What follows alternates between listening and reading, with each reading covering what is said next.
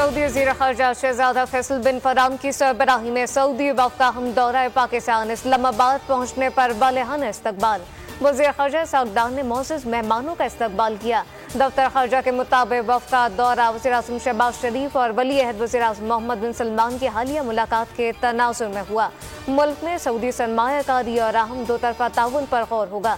शहज़ादा फैसल की आज रात अहम मुलाकातें होंगी।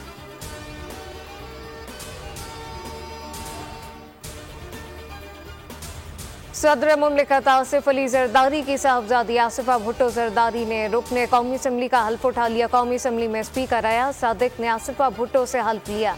आसिफा भुट्टो के साथ बिलावल भुट्टो जरदारी भी असम्बली में मौजूद थे।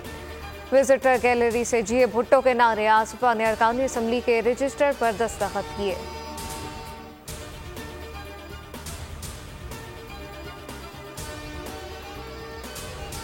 मुल्क के बेशतर अजला में बारिशों से शदीद तबाही, आसमानी बिजली गिरने के भी मुतादिद वाक़यात। बलूचिस्तान के 25 अजला में निज़ाम ज़िंदगी मअतल।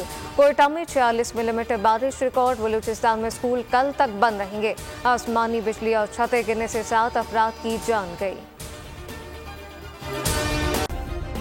सब्सक्राइब करें और बेल दबाएं ताकि कोई खबर रह न जाए।